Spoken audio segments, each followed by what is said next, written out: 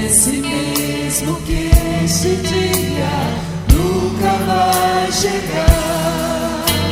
Parece mesmo que suas promessas eu não vou viver.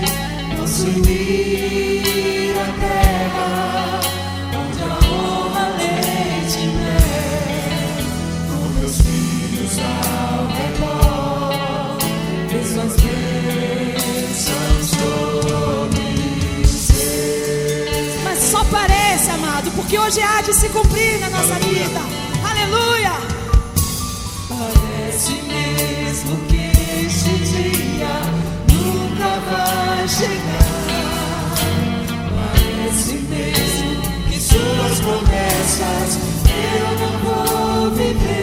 Possuir a terra onde a honra, leite e mel, com meus filhos ao redor, ver suas bênçãos sobre os meus. Aquele que começou a boa obra em minha vida é fiel. Porque nós temos 45 minutos, eu quero terminar, irmãos, uma série de palavras que nós estamos ministrando pela manhã, sobre e o Deus imutável mudou. Tomamos por base Tiago capítulo 1, versículo 17. Esse é o quarto sermão sobre esse tema, que a gente toma por base também Tiago capítulo 1, versículo 17. Vocês já abriram todos? Amém?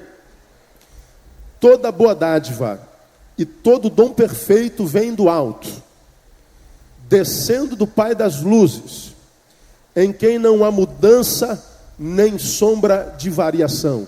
Quero que você repita após mim: toda boa dádiva e todo dom perfeito vem do alto, descendo do Pai das luzes, em quem não há mudança nem sombra de variação. Diga assim: o meu Deus não muda, nem conhece variação. Aí depois nós lemos Gênesis capítulo 22, versículo 2. Depois de Deus ter prometido um filho a Abraão, o tal do Isaac, cumpre a promessa 25 anos depois, e depois que esse menino faz 11 anos de idade, lembrando que quando ele fez a promessa de um filho a Abraão e Sara, Abraão já estava com 75 anos de idade, Sara, sua mulher, com 60 e era estéril. Deus aparece do nada, faz uma promessa de: vou dar um filho a vocês. Sai da tua terra, da tua parentela, vai para a terra que eu te mostrarei. Eles, em função só da promessa, larga tudo e vai aventurar na vida com 75, 60 anos de idade, com apenas uma promessa na mão. E eles vão. Demora 25 anos, Abraão faz 100 anos. Sara 90, aí a velhinha de 90 anos engravida. Aí tem um filho chamado Isaac. Esse moleque faz 11 anos de idade. Deus aparece a Abraão de novo e diz assim: Abraão, toma teu filho, teu único filho Isaac, a quem tu amas, e sacrifica-o ao Senhor em holocausto. Deus promete um filho, depois manda matar o filho. Abraão, obediente que era, obedece. Quando sobe ao monte para sacrificar seu filho, o mesmo Deus que disse: mata teu filho, diz em Gênesis 22, 12: não lance mão do teu filho. Uma hora ele manda matar, depois ele diz: não mate. Em Gênesis 2,7, diz que Deus formou o homem do pó da terra. Depois que formou tudo, ele diz: eis que era muito bom. Formou o Senhor o homem. Aí tu vai em Gênesis 6,6, diz o texto: arrependo-me de haver feito o homem. E aí aconteceu o que aconteceu, você conhece a história do dilúvio.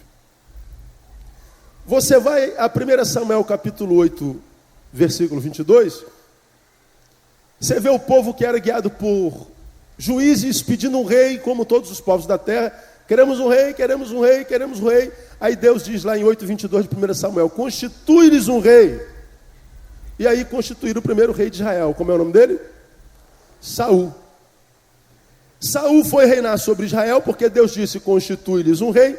Aí em 1 Samuel 15, capítulo 11, nós vemos o Senhor dizendo: arrependo-me de haver posto Saul como rei sobre Israel.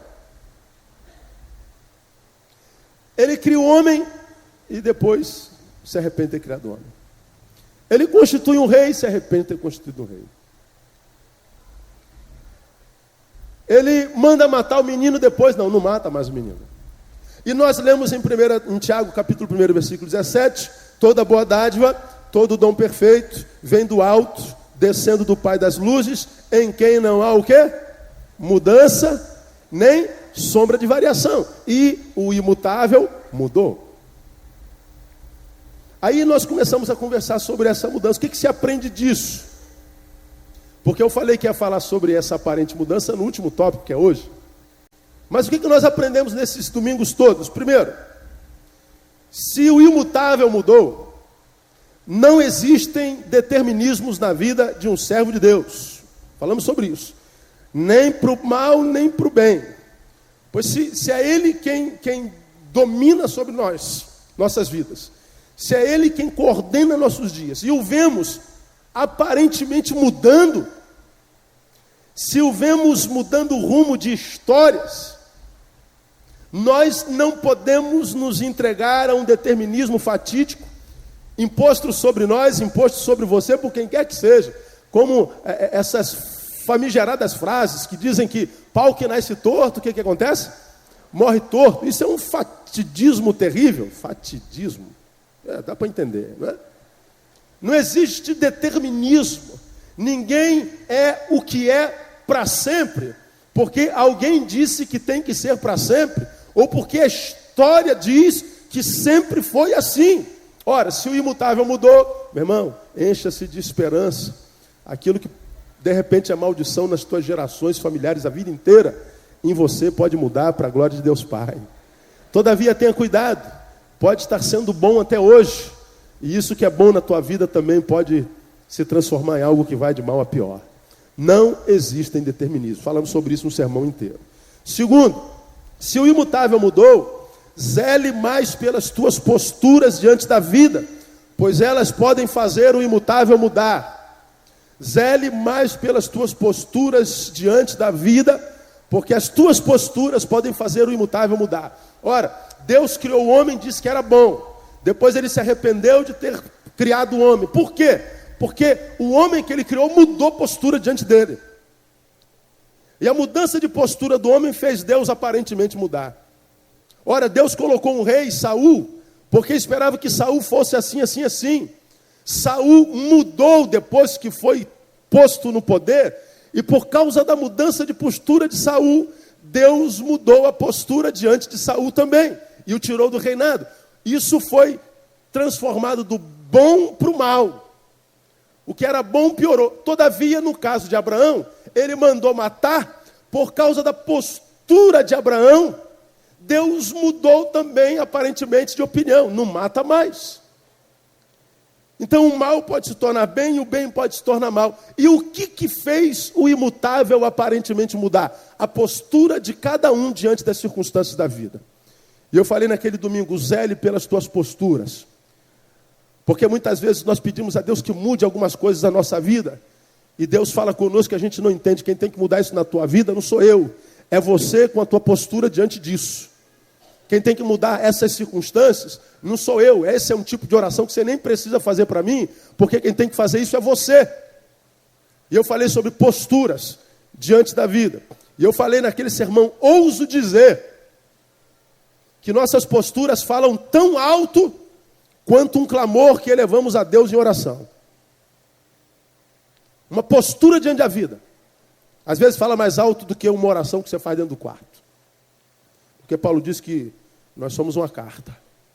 E cartas são coisas que precisam e são existentes para serem lidas. E quando Deus lê na nossa postura alguma coisa com sinceridade, eu não preciso nem falar com Ele, porque a minha vida já falou com a minha postura. Aprendemos, terceiro, não rejeite o que a vida lhe oferece no momento. seja prosperidade, seja adversidade, pois nenhuma nem outra é para sempre. E eu falei que há momentos que a gente está passando por adversidade, depois nós estamos passando por prosperidade. Então ele está dizendo, viva ambas as coisas e aceite o que está sendo oferecido a você pela vida. Sendo que eu falei que não rejeitar não é aceitar e se acomodar. Falei que a gente não pode celebrar as prosperidades, mas quando chega na adversidade, murmurar, reclamar, xingar, abrir mão, declarar que Deus não me ama, Deus me abandonou, Deus é injusto, Deus não presta, Deus isso, Deus aquilo, Deus acolá. Isso é postura. Porque em grande escala nós estamos preparados para celebrar na celebração e na prosperidade, mas nós não estamos capacitados para viver na adversidade. Esquecemos que a Bíblia diz que há tempo de sorrir e há tempo de quê? De chorar. A gente quando sorri com alegria, mas quando tem que chorar, não chora com sinceridade, murmura. Eu falei, não rejeite. Quarto, aprendemos domingo passado, retrasado. Seja qual for a qualidade do teu hoje, viva-o da melhor maneira possível, pois o amanhã poderá ser completamente diferente. Viva da melhor maneira possível, de modo que se está bom, viva o bom com toda a intensidade e integridade, não desperdice um só segundo com questiúnculas. Porque tudo que nós temos na vida é aquilo que a gente chama de hoje. O ontem já foi e o amanhã pode não vir. Então tudo que eu tenho na vida, na verdade, é aquilo que a gente conhece como sendo hoje. Então viva o que você tem hoje com toda a sua intensidade. Se você está feliz, irmão, bota o bloco na rua. Mas se tiver mal, tenha esperança, pois amanhã poderá ser muito, muito, muito diferente. E você sabe que para você dormir saudável e acordar doente, basta um mosquito te morder na madrugada. Não é? Você está muito bem hoje, amanhã aparece um nódulo em você. Você está bem hoje, amanhã você descobre que está com uma doença terminal. Você está muito mal hoje e, de repente, amanhã você acorda completamente diferente, bem. Você não entende por quê. Então, o que a vida te preparou para hoje? Viva isso com intensidade. Aí eu falei sobre uma frase de Corita Quente, que ela diz o seguinte, ame o momento, até os sombrios, deles nascem flores. Cada momento afeta o todo. A vida é sucessão de momentos, e viver cada um é ser bem-sucedido. Quer ser bem-sucedido, amado? Quantos querem ser bem-sucedido na vida aí? Diga assim, eu quero ser bem-sucedido, pastor.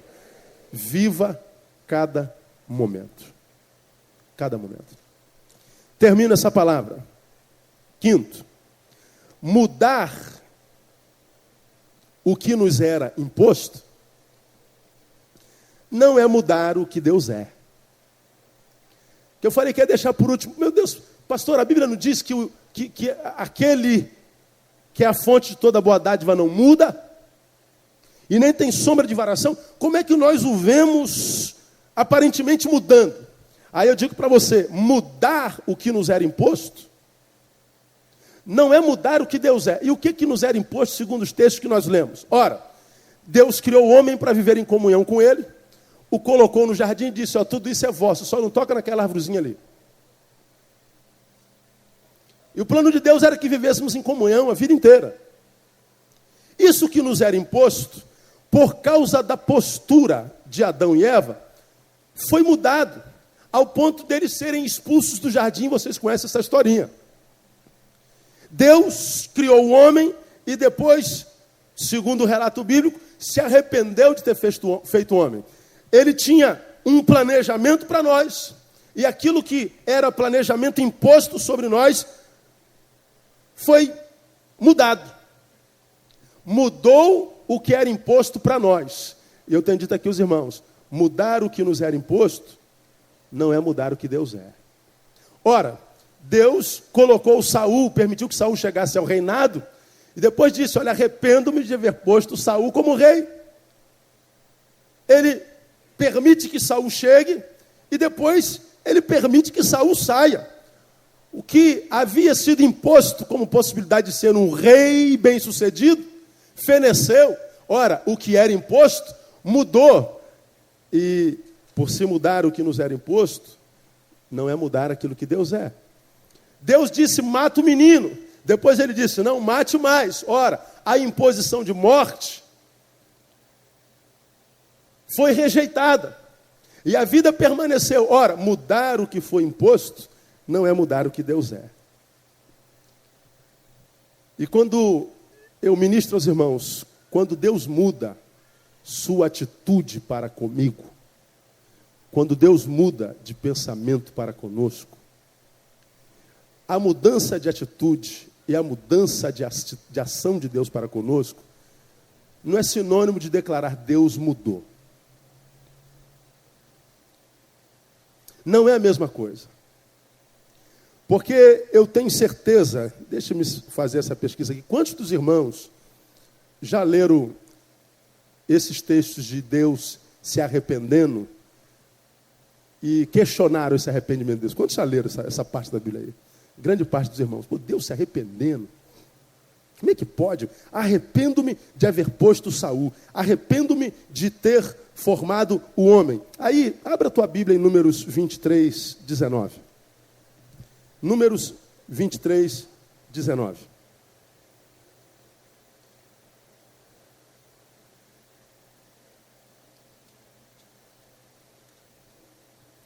Números 23, 19. Arrependo-me de haver posto Saul como rei. Arrependo-me de ter formado o homem. Aí tu vai em Números 23, 19. Nós vemos a palavra pela boca do profeta Balaão, dizendo o seguinte: Deus não é homem para que minta, nem filho de homem para que leiam. Para o quê? Para que se arrependa. Diga assim: Deus não é homem para que minta, nem filho de homem para que se arrependa. Como é que a Bíblia está dizendo lá? Arrependo-me de haver feito o homem. Arrependo-me de ter posto Saul como rei. Não é homem para mentir, nem filho de homem para se arrepender. Vamos a 1 Samuel capítulo 15. Passa um pouquinho tua Bíblia e tuas páginas. 1 Samuel capítulo 15. Nós vemos Samuel. Você está no capítulo 15 de 1 Samuel? Leia o versículo 11, preste atenção. 10 e 11. Então veio a palavra do Senhor a Samuel dizendo: arrependo-me de haver posto Saul como rei. Arrependo-me. Agora vamos ao versículo 29. Aí Samuel diz: também aquele que a força de Israel não mente e nem se arrepende. Porquanto o quê?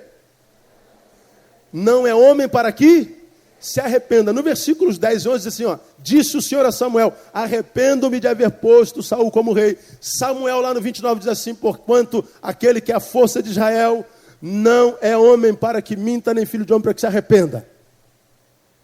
A questão é: Deus se arrepende ou não, irmão? O que vocês acham? Porque Deus diz: eu me arrependo. Balaão diz: Deus não é homem para que se arrependa. A Samuel Deus diz: eu me arrependo. Vem Samuel e diz: porque ele não é homem para que se arrependa. Ele se arrepende ou não se arrepende? O imutável muda ou não muda? Há sombra de variação nele ou não? Como é que a gente justifica isso aqui? Essas são questões que o diabo usa para roubar a nossa fé. A Bíblia está se contradizendo. A Bíblia não pode ser palavra de Deus, porque num lado ela diz uma coisa, no outro lado ela diz outra. A questão está naquilo que a gente conhece como arrependimento. O que é arrependimento? Me digam. Arrependi-me. Me arrependi de. Arrependo-me. O que é arrependimento?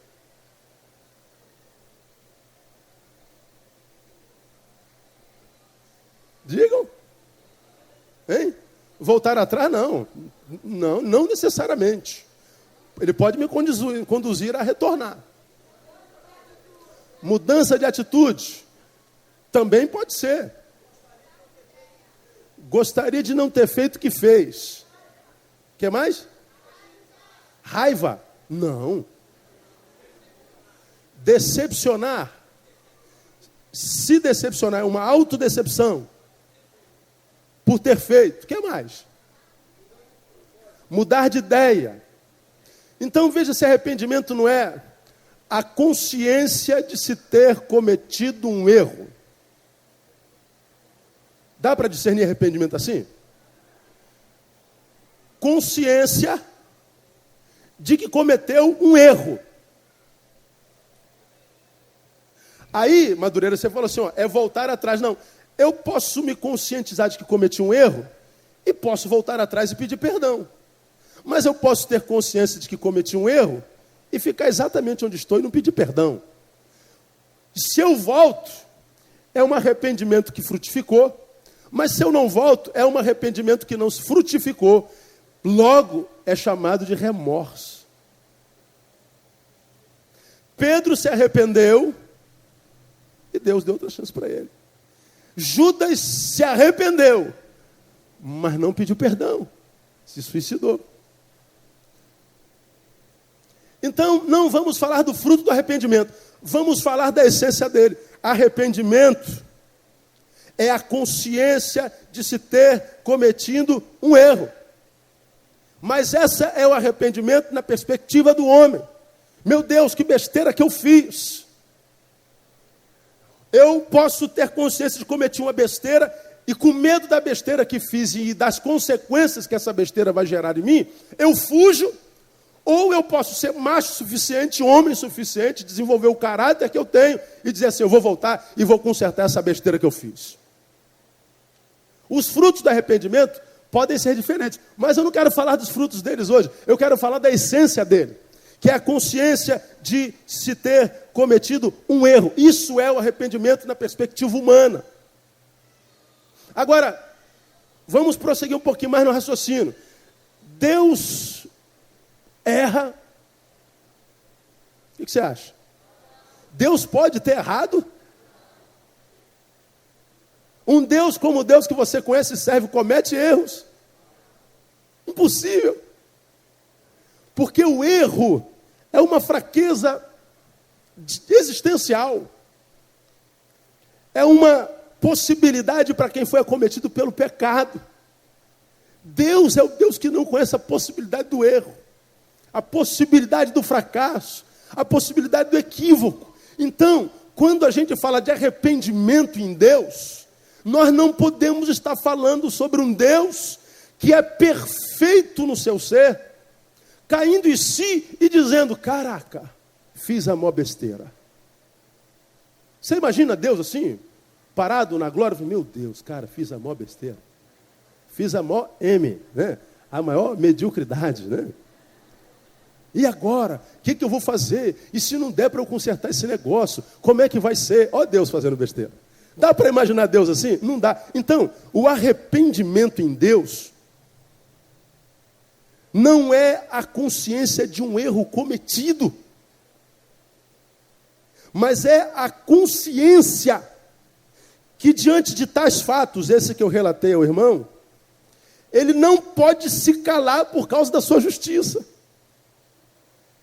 Ele tem um plano para nós, mas esse plano que ele tem para nós, não é só um plano que ele tem para nós, mas é um plano que ele tem para conosco. Qual é a diferença disso, irmão? Eu pego a Andréia, que é minha esposa, e falo assim, meu amor, eu tenho um plano para a tua vida. Aí eu fico daqui torcendo para que o plano dela se estabeleça lá. Eu tenho um plano na vida dela. Agora eu posso falar para ela assim, eu tenho um plano contigo. Eu tenho um plano para contigo. Uma coisa eu planejar para ela e dizer, ó, vai à luta. Outra coisa eu planejar para ela e falar assim, ó, eu vou contigo. É um plano para a tua vida que para tal plano se estabelecer eu vou contigo. Quando Deus planeja para a minha vida, quando Deus planeja para a tua vida, Ele não planeja e diz assim, ó, meu irmão, vai à luta, tenta a sorte. Ele está dizendo, vai à luta, mas vai com coragem, porque embora eu te mande a luta, nessa luta você não tem nem que pelejar, eu vou pelejar por você. Vai depender só da tua postura diante da luta. Postura. Aí, se no plano que Deus tem para você e com você, você não tomar a postura de quem aceitou esse plano, o plano que ele tinha para com você passa a ser um plano só seu. Aí é contigo mesmo, irmão. É possível que o plano não se estabeleça na tua vida. É possível que o projeto inicial fracasse, pelo menos naquele tempo, naquele cronos. Porque você não está absorto da postura necessária para que o plano de Deus na tua vida se cumpra. Porque, perceba, calma que eu vou clarear um pouquinho mais. Não pisque, viu? Não pisque. Porque isso aqui pode ser tremendo para a sua vida. Quando Deus diz assim, arrependo-me de haver feito homem, Deus está dizendo, olha, eu tenho um plano para com ele, e eu espero que nesse plano, nessa aliança que eu faço com ele, ele desenvolva o seu papel. Mas o que o homem faz? O homem desobedece. O homem muda a postura. Eu tenho um plano para Saul. O que Saul faz? Saul se ensoberbece. Ele se permite dominar pelo poder. E você quer saber quem é alguém? Dá poder na mão dele. Eu já falei sobre isso aqui. Não é? Ele percebe que Saul mudou. Saul se corrompeu. O homem se corrompeu da mesma forma que ele viu que quando ele prova Abraão, Abraão prova com a obediência até a morte do seu filho, que a postura dele de obediência, de aliança com Deus, continua de pé, mesmo em detrimento de prejuízo próprio. E em função da postura do homem, Deus muda as circunstâncias das promessas. Aí, aqui, irmão, fica uma lição para a gente tremenda que eu quero compartilhar com vocês. Primeiro, para você não se esquecer, o arrependimento em Deus não é consciência de um erro cometido. Deus não pode cometer erro. Mas é a consciência que, diante de tais fatos, ele não pode se calar por causa da sua justiça. Ele não queria, quem sabe, que fosse assim a priori. Mas se a sua postura, irmão, não for a postura de alguém que diz, eu estou preparado para isso, Deus pode adiar, Deus pode cancelar, Deus pode protelar, Deus pode fazer com que o teu sonho não se concretize, Deus pode mudar as circunstâncias. E mudar a circunstância não é produto de arrependimento dele, é produto de justiça. Como quem Deus diz, não é justo que esse homem como ele está tenha de mim o que tenho prometido a ele desde sempre. Esse homem não está preparado para receber o que prometi. Não é justo que Saul tenha o que outros reis que andarão na minha presença terão, se ele não anda na minha presença como aqueles que terão, andarão. E por causa da sua justiça, ele muda a circunstância, ele muda a geografia, e ele transforma ou em algo melhor, ou em algo pior. Tem a ver com a nossa postura. Daqui a gente aprende 3 coisas nesse tópico. Primeiro, eu tenho parte extremamente pertinente. Eu tenho parte ativa, completamente ativa no meu destino. Quando eu falo sobre a mudança do imutável, e que a aparente mudança do imutável nada mais é do que um ato de justiça em função da minha mudança, eu entendo que o meu destino também está na minha mão. E quando eu digo que eu tenho parte no meu destino, eu falo para os evangélicos mesmo. Que vira e mexe, a gente diz assim, ó, minha vida está na mão de Deus. Sim, e daí? O que quer dizer, minha vida está na mão de Deus? Primeiro que ela está na mão de Deus, mas e daí? E se você não fizer a sua parte? E se você não trabalhar? Se você não se posturar? E se você não entrar no ringue para encarar o inimigo? E se você não estudar para passar na faculdade? E se você não pedir perdão para a mulher, se humilhando? E se você não entrar na fila para adquirir? E se você não cavar a terra e jogar a semente? O que adianta estar na mão de Deus?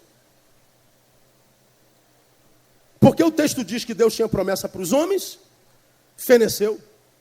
Deus tinha promessa para Saul, mudou de ideia. E por que ele mudou de ideia? Porque no destino de cada um deles, Eles não cumpriram o papel. Então deixa eu falar uma coisa para você, irmão, que tem andado decepcionado com Deus. Oh Deus, eu estou decepcionado contigo, porque eu entreguei toda a minha vida nas tuas mãos, mas olha no que deu a minha vida. E Deus vai falar assim, não me culpe. Porque se a tua vida está como está, não foi porque eu deixei de cumprir o meu papel na aliança contigo. Minhas promessas continuam de pé. Só que eu não posso liberar sobre a tua vida se a tua vida não se tornar aquilo que eu sonhei para você desde sempre. Se você não se tornar aquilo que você é no meu coração. Esse texto está me dizendo que o Neil tem uma participação completamente ativa no meu destino. Eu não sou um boneco de fantoche na mão de Deus, irmão. Você não é um boneco de fantoche. Por que que nós adoramos milagres? Falei sobre isso domingo passado. Por que que a gente tem reunião de milagres? Por que que a gente clama por milagres? Por que a gente tem uma necessidade tremenda de falar de milagres? Porque o milagre dispensa o trabalho. Deus faz, e Deus faz de uma forma fenomenológica, abracadabra, pum, aconteceu o milagre. A gente gosta disso. Agora Deus faz na minha vida. Eu faço, filho, levanta mais cedo, dorme mais tarde, se arrependa, se humilhe, peça perdão, peça emprestado. Deus, meu marido teu servo é morto, os credores estão na porta para cobrar o que o meu marido deixou de dívida. Ele era um profeta, tu sabe disso. E eles estão na minha porta querendo levar meus filhos como pagamento da dívida. Lembra dessa passagem lá da mulher? O profeta diz assim, ó, sai pela rua e pede panela emprestada. Vai trabalhar. E ela sai para pedir panela emprestada. Imagina essa mulher pedindo panela emprestada. Imagina essa mulher vizinha, panela para quê? Eu não sei, o profeta pediu, eu creio que ele fala em nome de Deus. E ela pegou um monte de panela que não cabia mais dentro daquele quarto. E aquela botijazinha de azeite, que foi sendo derramado sobre cada panela, encheu todas aquelas panelas. A pergunta é, se essa mulher não tivesse saído para pegar a panela, teria perdido seus filhos. E aí ia sobrar mais uma murmuradora na história. Mas Elias, Eliseu, meu marido era um profeta, meu marido era teu discípulo, tu sabes que ele temia o Senhor. Temia, mas você perdeu os teus filhos, não foi por causa do seu marido, foi porque você não quis trabalhar para pedir panela emprestado.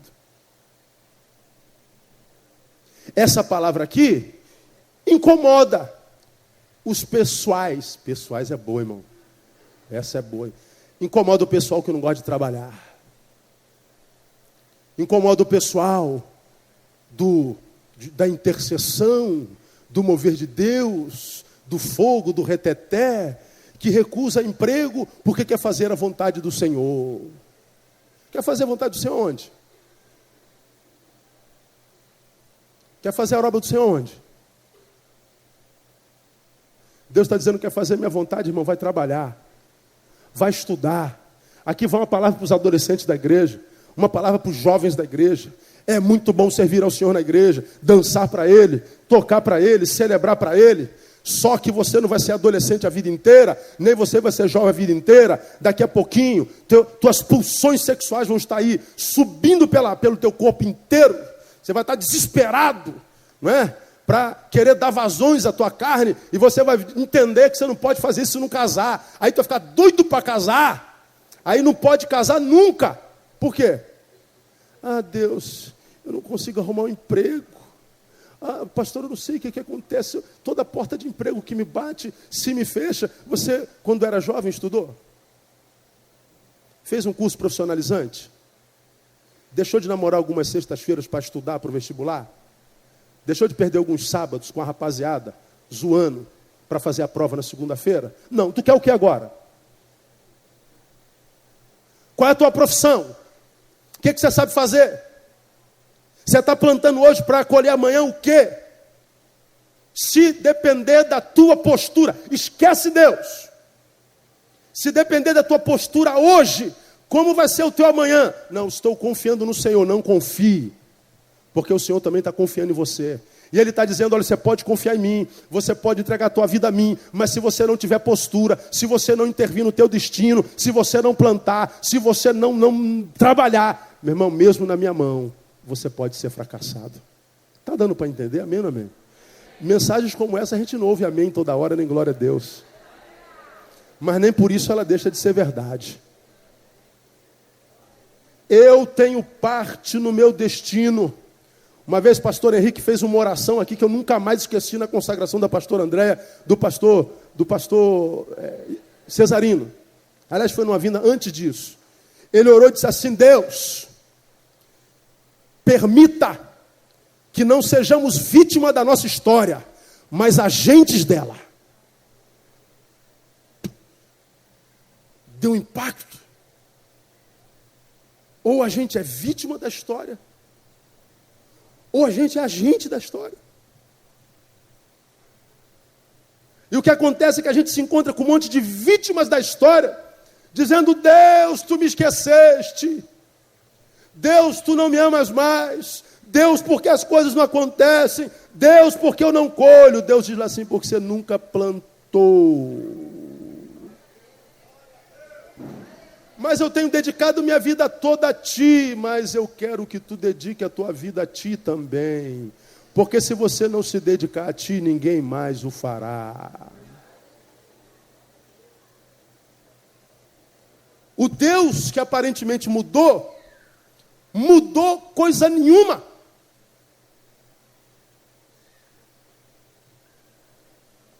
Deus retardou, sine die, o que ele ainda poderia fazer na vida daqueles homens se a postura mudasse. Deixa eu falar uma coisa para você, não se desespere, irmão.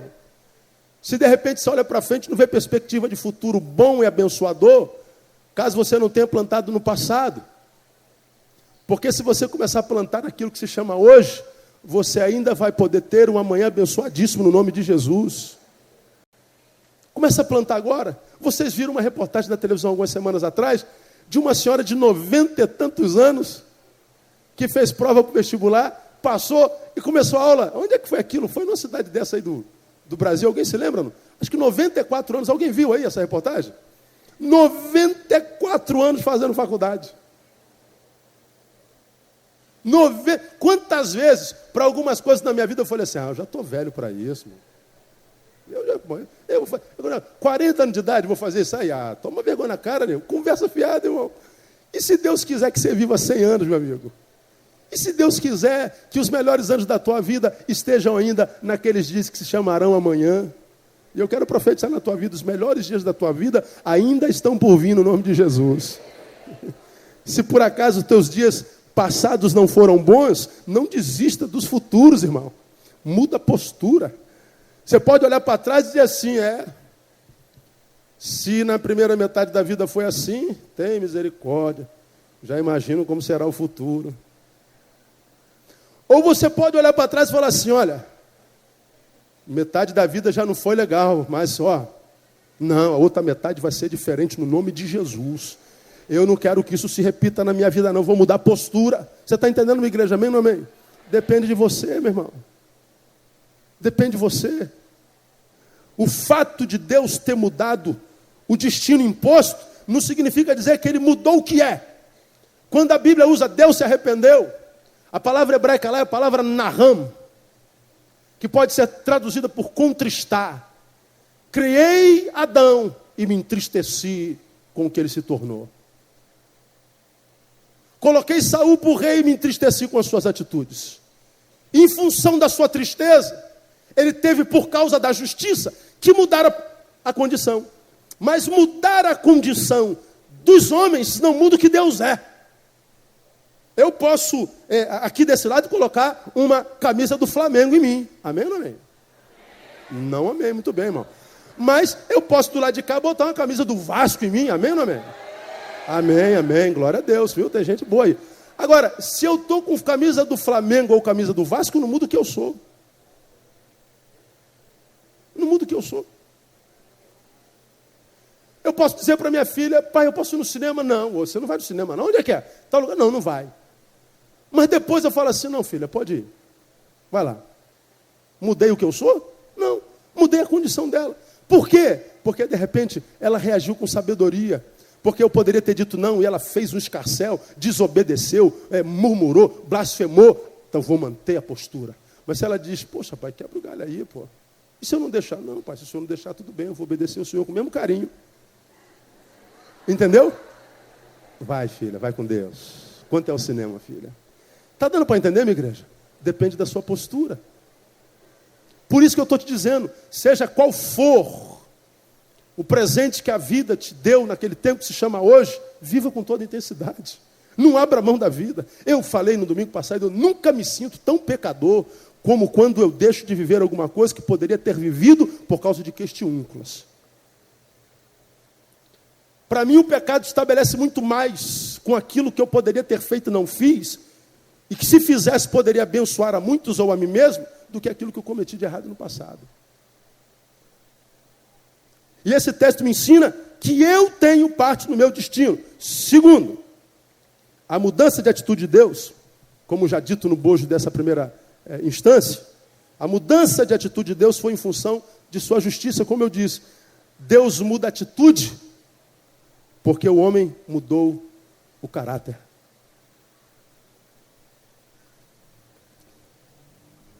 Deus mudou de atitude porque os homens mudaram de caráter. No caso da criação, mudou para pior. Morte. No caso de Abraão, mudou para melhor. Vida. Se eu tenho parte no meu destino, e eu sei que a qualidade de vida que eu vivo pode fazer Deus mudar de postura diante de mim, mude você primeiro, irmão. Há uma igreja aí no Brasil, no Rio de Janeiro, que tem um lema: Jesus está voltando breve.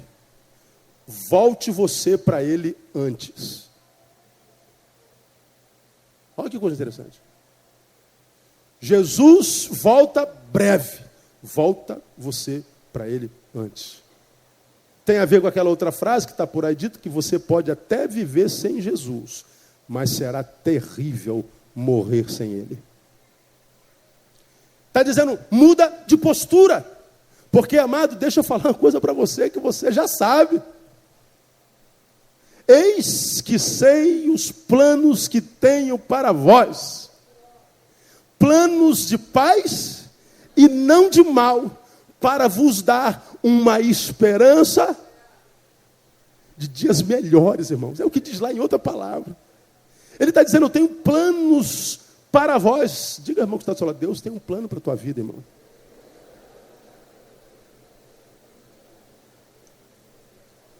Você acredita nisso? Amém ou não amém? Qual o plano você acha que Deus tem para você? Ele está dizendo é de paz. Mas por que não se estabelece? Ah, porque ele esqueceu do plano, da promessa? Não. É porque é a tua postura. De repente não é aquela que ele sabe que você pode desenvolver. Termino. Se eu tenho parte no meu destino, se a mudança de atitude de Deus foi em função da sua justiça, porque o homem mudou o caráter, Deus mudou a atitude, o que eu aprendo, portanto, é que caráter é mais importante do que carisma.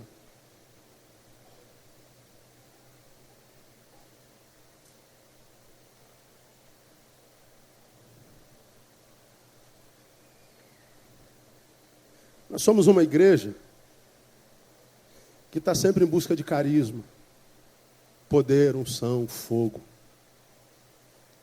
experiências sobrenaturais. Queremos mais óleo, mais graça, mais poder, mais unção, mais autoridade. Tudo isso legítimo, irmão. Busquem isso desesperadamente. Mas esse texto que a gente leu nesses 4 domingos, 5, me ensina que o caráter é mais importante do que carisma. Nós ouvimos poucas palavras de caráter dos púlpitos das igrejas. Vamos ter semana de consagração, semana de santificação, semana de busca de poder, semana de batalha espiritual de nível, de alto nível, batalha espiritual de nível superior, batalha espiritual, batalha espiritual. A gente está amarrando o diabo desde sempre. A gente está voando de helicóptero sobre a cidade, jogando óleo. A gente está até urinando nos lugares para demarcar território em nome de Jesus. A gente está rodeando lugares, jogando óleo no chão para declarar aquela terra a possessão do Senhor. As igrejas estão trabalhando unidade há décadas para que algo aconteça na cidade do Rio de Janeiro e as coisas não acontecem.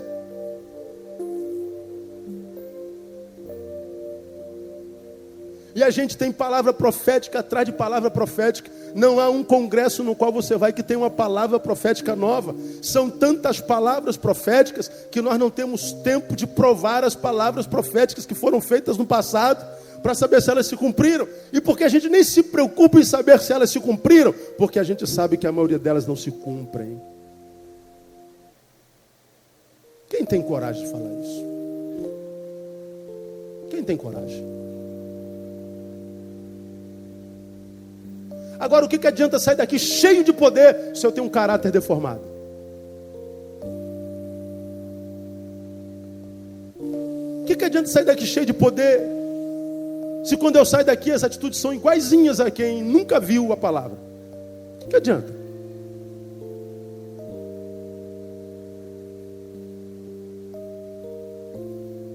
Caráter.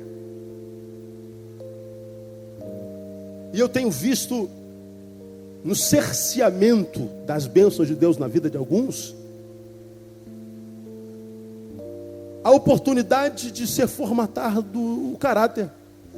Porque caráter não se formata na celebração, se formata na dor, irmão. Você só valoriza o que tem quando perde. Você só vê quanto ama quando se separa.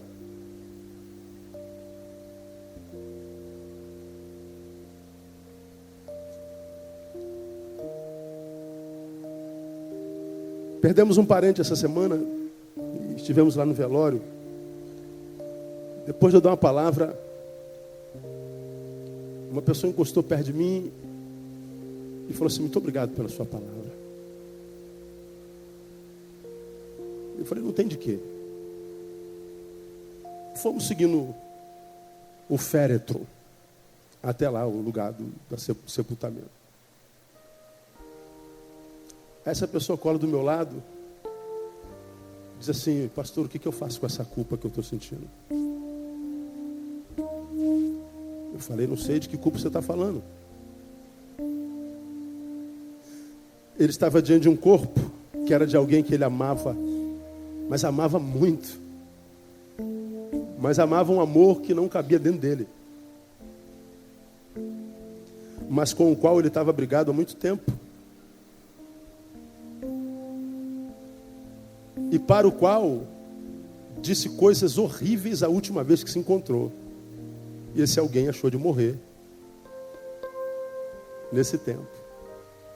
E agora?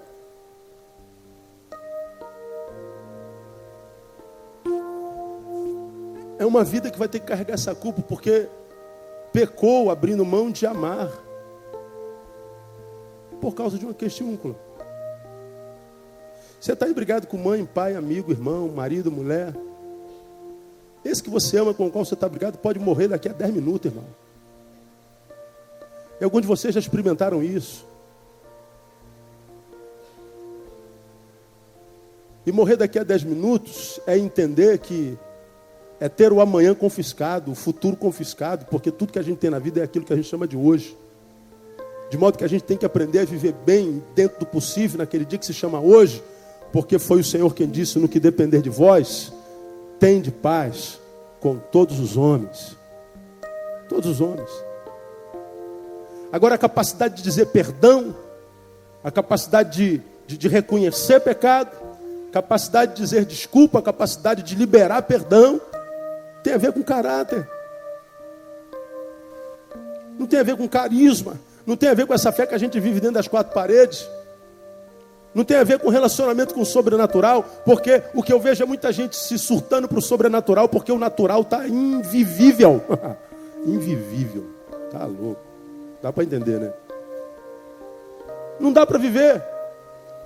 Vejo um monte de gente se intrometendo em tudo na vida de todo mundo, porque quando ela olha para a vida dela, ela não aguenta o que vem. Então vamos nos projetar na vida dos outros. Isso não é de Deus, isso não é de Deus, isso não pode, Deus não se agrada. Deus, eu sou o primeiro secretário de Deus, secretário executivo de Deus, porta-voz da presidência celestial. Vai viver a tua vida, irmão. Olha para a tua vida, olha teu relacionamento com os teus filhos, olha teu relacionamento com os teus amados. Toma conta da sua vida, trabalha seu caráter. Vai te encontrar com as tuas fraquezas, chame-as pelo nome e confesse-as ao Senhor: Senhor, é assim que eu sou. E para de se meter na vida dos outros. Se meta quando pedirem para você se meter. E se meta só se esse pedido para se meter for no sentido de ajudar e abençoar. Porque se meta na minha vida e me ajude a acabar com ela. Não, eu não nasci para ser instrumento de destruição. Eu não nasci para ser instrumento de discórdia, nem instrumento de praga na vida de ninguém. Eu nasci para ser bênção. Bênção. E se eu não posso abençoar, amaldiçoar eu não vou. Eu vou ficar quietinho. Deus tem um plano para a tua vida, irmão. Deus pode mudar o mundo por causa de você. Deus pode mudar a sua própria postura. Você viu isso na Bíblia? Por amor a você. Depende da nossa postura. Depende da verdade com a qual a gente viva. A verdade, não diante dos homens, porque você não vai agradar todo mundo mesmo, irmão. Você não vai ser amado por todo mundo mesmo. Nem Jesus conseguiu. Não vão gostar de você, não vão concordar com você, vão falar mal de você. Preocupe-se em agradar a Deus, mas seja honesto nesse agradar. Caráter é mais importante do que carisma. Embora o carisma seja indispensável. Agora, quando junta caráter e carisma, irmão, só ir para a galera, meu irmão. Vai para a galera. Porque você vai ver que o cosmos conspira a teu favor. Há um conluio da criação a teu favor. Você vai passando, ia para lá, vem um cara aí, esse é o cara. Libera e como está chegando. Você vai ver a mão de Deus nos mínimos detalhes, irmão. Você vai ver a mão de Deus nas vírgulas do dia a dia. Você vai ver a mão de Deus em cada flor, em cada gesto, irmão. Você vai chegar no Barra Shopping no Natal. Não tem vaga nem do lado de fora. Você pode entrar e quando você entrar vai ter uma vaguinha para você lá. Você vai ver, você pode entrar naquele restaurante super lotado. Entra, tem uma mesa te esperando lá. Você vai ver que o cosmos conspira a teu favor. Aí você diz assim: pastor, isso é utopia. Bom, é exatamente por causa de pessoas como você que pensa que é utopia, que a Bíblia diz de capa a capa. Quem tem ouvidos, ouça o que o Espírito diz à igreja. Vamos à meta história. Se ele diz quem tem ouvidos, ouça, o que ele está dizendo também com isso? Nem todo mundo tem ouvido. Você tem ouvido? Então ouça e pratique. Mude a postura. Trabalhe. Acorda mais cedo. Diga para aquele que você ama: eu te amo. Diga para aquele que você odeia: me ajuda a te amar, porque eu não quero ser instrumento de ódio. Perdoa. Diga obrigado. Você foi uma bênção.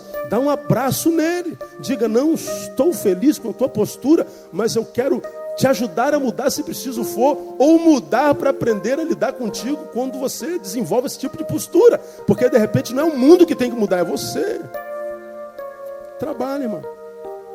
A fé não dispensa trabalho. Minha oração nessa manhã e com essa série de palavras é que Deus transforme você num bom trabalhador. Deus abençoe você em nome de Jesus. Vou em paz. Até logo mais.